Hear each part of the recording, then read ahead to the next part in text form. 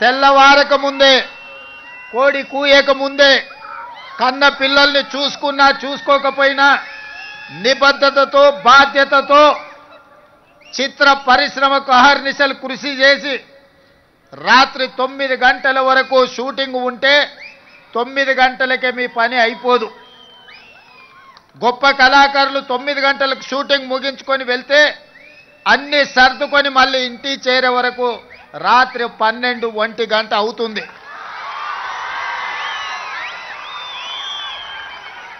నాకు తెలిసి కొంతమంది తల్లిదండ్రులు వాళ్ళ పిల్లలు బాల్య వ్యవస్థలో ఉన్నప్పుడు తండ్రులను ఒకసారి గుర్తుపట్టని పరిస్థితులు, వాళ్ళు మేల్కొన్నప్పుడు మీరు పనిలో ఉంటారు, వాళ్ళు నిద్రపోతున్నప్పుడు మీరు ఇంటికి వస్తుంటారు.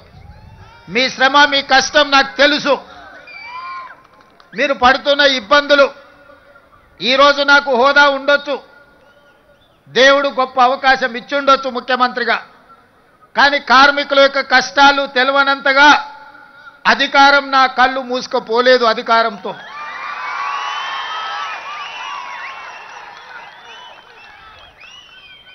కార్మికులు కవులు కళాకారులను సన్మానించే నంది అవార్డు కార్యక్రమం తెలంగాణ రాష్ట్రం వచ్చిన తర్వాత కాలగర్భంలో కలిసిపోయింది 10 సంవత్సరాలు. మళ్ళీ రెండవ తెలంగాణ రాష్ట్ర ముఖ్యమంత్రిగా నేను బాధ్యతలు చేపట్టిన తర్వాత మీతో ఒక సత్సంబంధాలు ఏర్పరచుకోవాలి, మీ సమస్యల్ని తెలుసుకోవాలని మిత్రుడు నిర్మాత దిల్ రాజు గారిని ఫిలిం డెవలప్మెంట్ కార్పొరేషన్ చైర్మన్గా,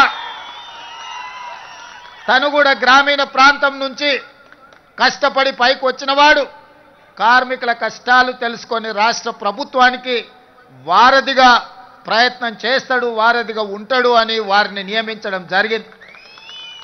వారితో మాట్లాడి తెలుసుకొని ఆగిపోయిన నంది అవార్డుల కార్యక్రమాన్ని కార్మికులకు కళాకారులకు ప్రజా యుద్ధ నౌక తండాలలో గూడాలలో మారుమూల పల్లెల్లో ఉండే పేదల కోసం జీవితం సర్వం త్యాగం చేసిన గద్దర్ అన్న పేరు మీద గద్దర్ ఫిలిం ఫేర్ అవార్డ్స్ని ఒక కళాకారుడి పేరు పెట్టి, ఒక పోరాట యోధుడు, ఒక విప్లవకారుడి పేరు పెట్టి 10 సంవత్సరాలు ఆగిపోయిన గద్దర్ ఫిల్మ్ అవార్డ్స్ని గొప్పగా నిర్వహించడం ద్వారా ఈ దేశంలోనే పరిశ్రమకు ఆదర్శంగా నిలబడే ప్రయత్నం చేసినాం. మిత్రులారా, ఆనాడు మీ శ్రమతో నంది అవార్డులు సాధించడమే గొప్ప అనుకున్నాం.